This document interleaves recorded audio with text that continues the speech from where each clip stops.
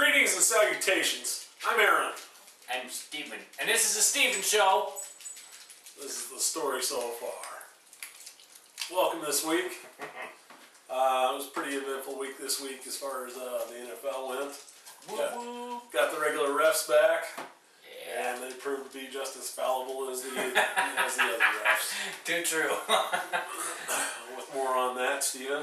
And just like they said every game, the refs would be loved when they came out, and they were. But up until they made the call against the home team, they weren't anymore. So. Well, they made some pretty stupid calls too. They did. So. Well, why don't we continue our conversation from earlier about the Giants and the Eagles? What were you saying? They called that stupid call. Giants. That's right. They made a couple of stupid calls at the end of that game. Cost the Giants the game. Phooey. It was ridiculous. If the dude wouldn't have grabbed his helmet, we would have had an interception. Your game was over anyway. Whatever. Pass interference. That's all that there is to say about it. Okay. It was a game the Giants should have won, bar none. But did. That's okay. They'll win the Super Bowl again. You keep telling yourself that. They'll repeat. All right. So Cleveland beat Baltimore. That was surprisingly a good game. I watched most of it, and I was surprised at how well Cleveland did against them. Yeah. So, and then of course the Eagles beat the Giants. Only by 2. It don't matter. 2's still a win. That's true. I give it to you. That's what it is. I gotta give you crap. You know that. I know. Man, that was a really good game. Carolina and Atlanta. Did you watch any of that? Yeah, that one actually was a really good game. That was down to the wire. So, it was. I felt kind of bad. I don't like Carolina, but I felt kind of bad for Carolina that they did all that work and got up there and ended up losing the game anyway. Yeah, I agree. New England beat Buffalo, and they were doing like Buffalo and New England were going back and forth, but Buffalo had them down by 21 or something like that, and New England just took off in the fourth quarter. So I gotta say, it seems like teams like New England, who was a powerhouse a couple of years ago. There were a couple others, Indianapolis. Obviously, they're in a rebuilding stage right at this point. But, absolutely. Several powerhouses from just a couple of years ago are now really waning. Yep. And I think it is time to go to the rebuilding process, like Indianapolis did. I think had they been smart, they would have just stuck with Peyton, but they decided to go that route. So yeah. Well, they would have kept a lot of the same players if they had just gone with Peyton. They would have. So I think he was the reason why a lot of players stuck around. Absolutely. Obviously, a reason why a lot of players left. Absolutely. So. Big surprise here. Minnesota's 3-1. They beat Detroit. Detroit looks like they're falling apart. Not a big surprise, honestly. I think it is. I don't think so. When has Detroit ever really been that good? Last year. Not that good. You think it was just a false? I think it was a fluke season, and I think this season's proven it. I think they've still got a few years to go. Absolutely. Is what I'm saying. I'm not saying that they're terrible. I'm just saying they had a great season last year, but I just don't think that it was. I don't think that it was indicative of what's to come in the very near future. I think they've still got some more rebuilding to do. Matthew Stafford's kind of still got. He's got some time to mature. Yeah, I agree. I think Minnesota, even more than Detroit's still got to come on, I think Minnesota has been kind of in that stage ever since Favre left. They lost a couple players and they gained a few other good ones. And they're all just coming together now. Well, let's not even say since Favre left. I think since before Favre even got there. Favre was definitely already on the tail end of his run as a quarterback. Stayed well past his due. Should have been gone probably a year or two before that. Yeah. But I think they're another team. There's a lot of teams that are in the rebuilding process that they're a few years away from being real powerhouses again. Yep. San Diego beat Kansas City. St. Louis beat Seattle. San Francisco beat the crap out of the Jets. So, Dude, San Francisco. that's a team to watch out for. You know, they're a team just a couple of years ago. That they were really struggling, and now they've got Harbaugh in there as the coach. And since he's come in, they've really just done an about face. I mean, they were a really strong team last year. They're a really strong team so far this year. I mean, just really doing good, as evidenced by this last Sunday. Sunday before that, you know, obviously they lost the game, but Well, everyone has an off day. yeah, I think honestly, I think they're going to do really well this year. So I'm not expecting them to beat the Giants or anything, but I think they're still going to do good this year.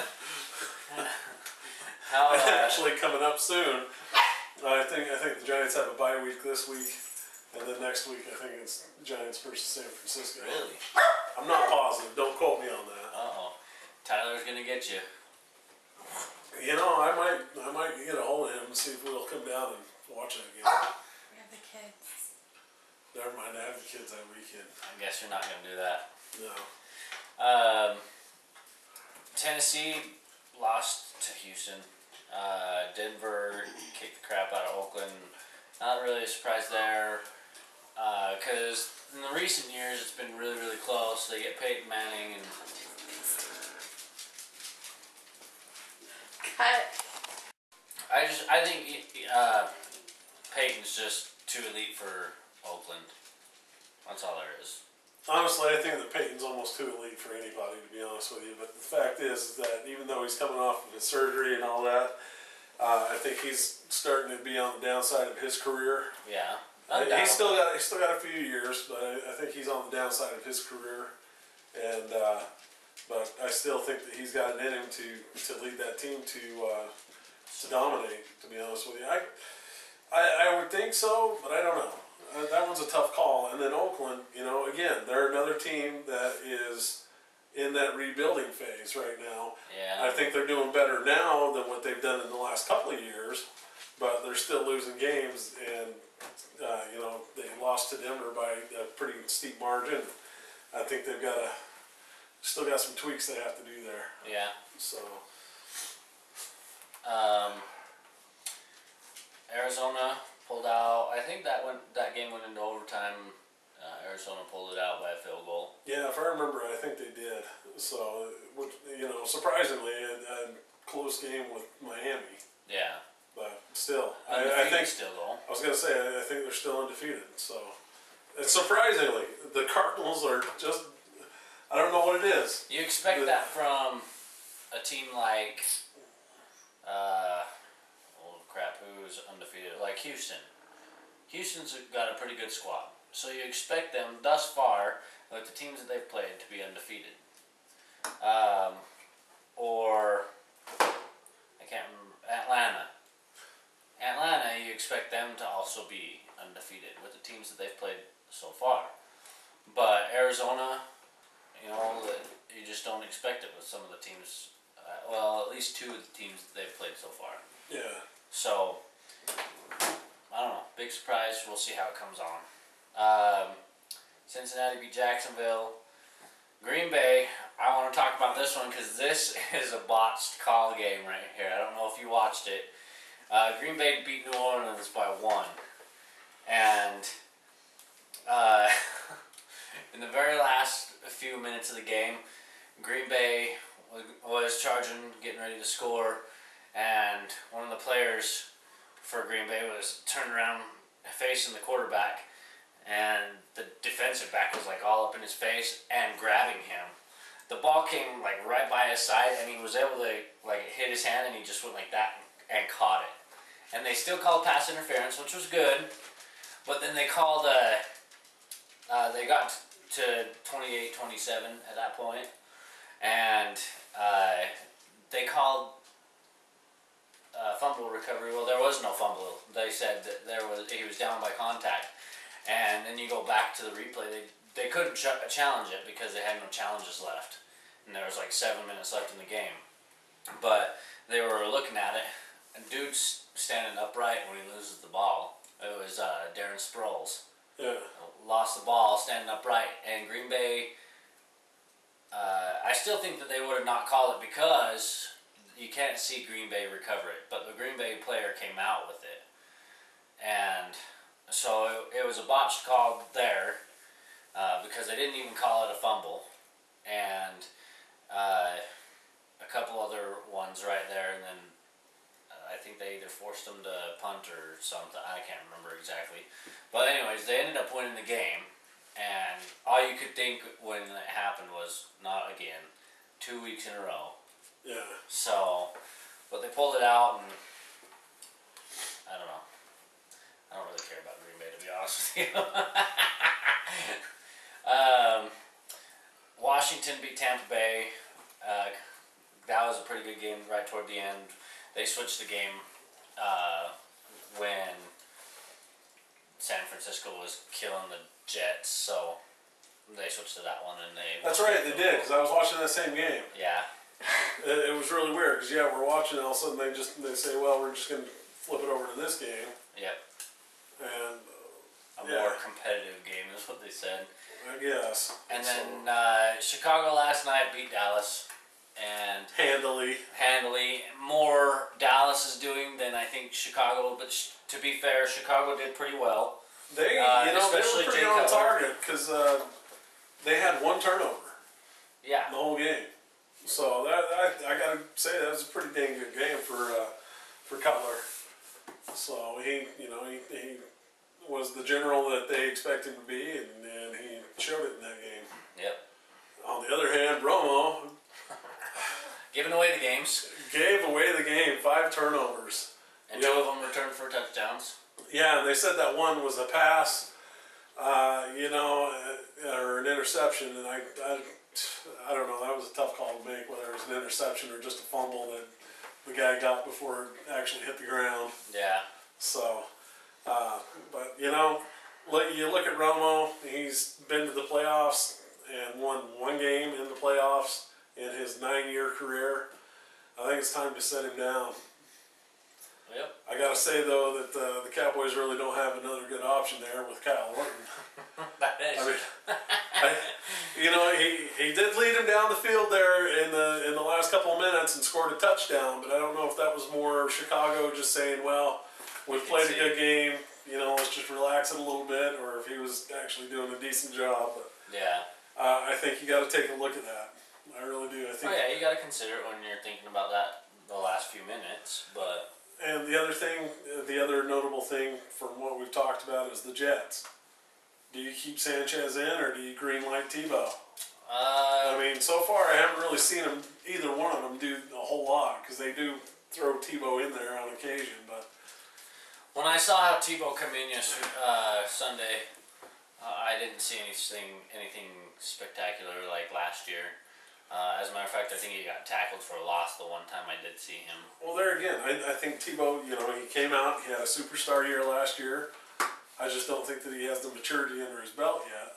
But I think you at least got to give him some consideration and maybe throw him in for more plays than just running a couple here and there. Yeah.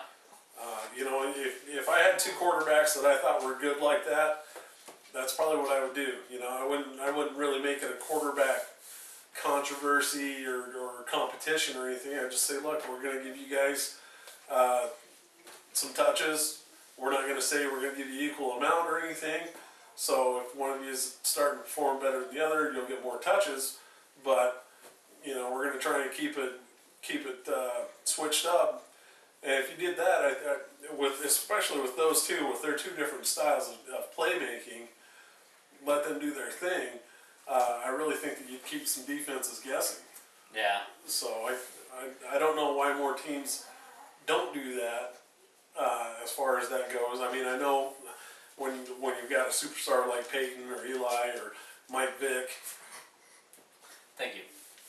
I honestly, dude, I think that Mike Vick is an awesome quarterback. I mean, I'm not just throwing him out there just because you're in here. I know. I really feel that my team should have tried to pick him up when he was a free agent. I really do. That would be a great backup. again, I think you throw him in there with another quarterback and swap them up. I think that's the way to go, because then you're keeping defenses guessing. But when you have an elite quarterback like that, then I can see why you want to get behind them and let them run the program. Yeah. But when you don't have that, start mixing it up. I mean, in the case of the Jets or the Cowboys, what have you got to lose? Well, out of the two, I'd say, and it kills me to say this, Romo is the better quarterback. Out of their two, definitely. Yes. He's definitely a better quarterback than Orton. Yes. But there again. But to do what you're talking about, absolutely, you have really nothing to lose. You've got Because nothing if you to lose the game, you're not really gaining any ground. You're not really losing any ground. No, and if you can keep the defense, off their stride, because you're bringing in the two different quarterbacks. Yep. And I'm not saying run it with Romo one play and then bring Orton in the very next play. Right. But do something like that to throw him off. Maybe run Romo for one full set of plays, and then run Orton, or bring him in and swap him out every couple of plays, just to keep the defense guessing. You have nothing to lose at this point. All you can do is just start throwing it up in the air and letting your team experiment a little bit. I agree. Tell the offensive coordinator, hey, let's mix up the scheme a little bit. Also, the other thing of note is that where's Dallas's running game? I don't know. They've had some pretty good running backs, but they just don't do anything. They don't. They do as soon as they go to another team, though. Yeah, and it's happening all over the place. There's just teams that, for whatever reason, they got to be pass happy, and you can't do that. You cannot go through and totally rely on your passing game to win everything for you. You've got to have some sort of a running game. So, anyway, that's enough sports. That's enough football for this week. Got a little something to say about B-ball? Monday, preseason, Jazz. I believe they're playing the Warriors. It's in Golden State, but go Jazz. Go Jazz. Go Jazz! We can actually all agree on that one. Whatever, you're a Detroit fan. I might be a Detroit fan, but I'm also a Jazz fan. Only because of me. Sure, we'll go with that. So, I signed up for this email about sports, and it's called Yard Barker Morning. I think it's actually just yardbarker.com, and it's just a whole bunch of sports news. You can sign up for your team notifications and things like that. So, Excuse me. some drug dealer named heroin after LeBron James. Nice. And then you gotta check out this That's video. the dogs, everybody. Just Google it. I'm not entirely sure what website it's on, but Google skateboarder collides with a deer at 40 miles an hour. Oh, I Dude, saw that. I have you have not seen the video. I did see the video. It was out there. I've got to look that up. It is crazy. It's funny, but it's crazy. Yeah. So, yeah, I would just Google it because you'll probably find it quicker. And so that's what I have for right now. What would you like to talk about? I thought you said. I have more. Go ahead. Go ahead. I thought you said this was the Steven show. This is the story so far, bud. Get it right. Come on. I apologize because I really don't have anything tonight. Oh, what? Yes, my research time was interrupted by work today, so Yeah, likely story, dude. a big F you, Jason. Even though I know he doesn't watch this. What would be funny is if you get a call tomorrow from Jason, so you want to say something to me? Yeah, well, I don't see it happening. Honestly, I don't know. Oh, It was a bad deal. Ticked me off quite a bit. So supposed to have my days off, but it looks like I'll just be into overtime, which would be nice. I'll be happy when the paycheck rolls in on that. That's not too bad. We've been experiencing some technical difficulties. Technical difficulties with this episode. So if you notice some weird crap going on, or we cut from one issue to the next, There will be some cuts. Yeah, it's been a difficult night. So Yeah, it'll have to be heavily edited thanks to the thing. The camera shutting down on us and a couple other different things. So, anyway, did you have anything else?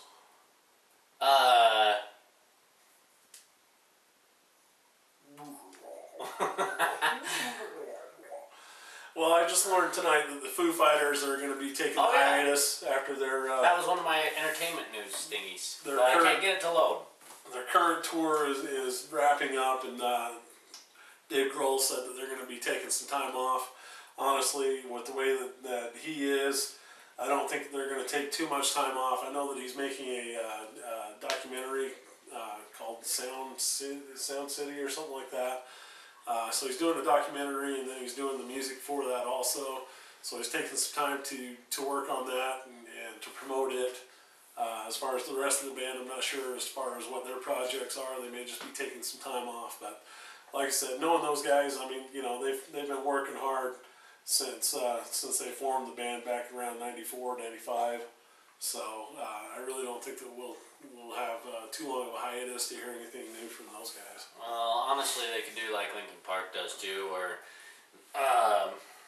they've all pretty much got their own little solo acts going. As a matter of fact, the lead singer of Linkin Park, Chester Benningfield, he has like 4 or 5 solo projects he does, but they all get together and do their Linkin Park stuff. Yeah. So. Well, those guys, I mean, shoot, it's just been in the last 2 years. They put out a record both years. Mm-hmm. And so, I mean, they're still cranking stuff out quite a bit. Yep. So, like I said, I really don't expect Foo Fighters to take too long of a hiatus. I just don't think it's in their mentality. I agree. To do so. So. And this is just a technical issue filled night because my phone won't load the news, so I can't talk about the rest of the crap I had to. I had it written down, but I left my notebook in a place that's not here. Obviously. Well, for those of you that are fans of Sons of Anarchy, in case you missed it last week, last week's episode was a pretty explosive episode. It's been a real high tension season so far, and we're only into 3 episodes. 4th episode's coming up tonight, so I'm looking forward to that. For those of you that are not into it, I definitely suggest you go out, find season 1 on DVD and start watching it and play some catch up, because definitely a great show. Another show that we're going to start getting into, Breaking Bad. So That's a good show. yeah, we're gonna get season 1 on. We've got Netflix, so we're gonna start watching that here pretty quick. Hello. So, and then I've also I just saw that they uploaded season 2 of The Walking Dead on Netflix. So we got some. I've seen season 1 myself. Love that show. Got some catching up on season 2 to do because for whatever reason our satellite provider does not have AMC, which a lot of these great shows come on, and so we're not able to watch them until Netflix or whatever. So we'll have more reports on that. What the freak? Someone's stuck in my pocket. Apparently. Anyway, we'll be talking a little more about that next week. So I think that's probably about it. I do have a couple of local things to talk about. Still coming up on the 26th, which is a Friday. Maverick and the Sweetheart Rebellion have a show at Five Monkeys. It's a costume party, so come dressed up as Gunslinger outfit and support them. I don't know who they're playing with. I'll have that information for you here coming up. Also that same night, Opal Hill Drive has a concert at Liquid Joe's, and they're going to be playing with Bastard John and Nopium, it looks like, and they are also having a costume party. So looks like it starts at 8 p.m. there for those guys. So if you don't want to make it out to Five Monkeys, then at least make it out to that one to support those guys. All those bands are local bands too, so should be a great night for some music and some good costumes. So have you got your costume yet? Yeah. You do, really? Yeah. All right. Can't got spoil yours? the surprise though. This just in. Maverick and the Sweetheart Rebellion will be playing with My Stage Exit on the 26th. And doors open up when? Oh, we don't have that info right now. It doesn't say on their flyer. Honestly, I think it's either 8 or 9 o'clock. Oh, I think 7. We'll have more information on that coming up. I mean, you still got a few weeks before that show, so should be a good time. There are door prizes. There are door Woo prizes, woo. there you go. Especially for the best costume, I know that. Of course. That's what it's for. $6,000. I wish. Disclaimer: that is not an actual prize. I think that's probably going to be it for tonight. That's a wrap. So, we'll have our technical issues resolved next week and have a better show for you. Until then, this has been Aaron. And this has been Steven with the show so far. The Story so far. so far. The Steven Show.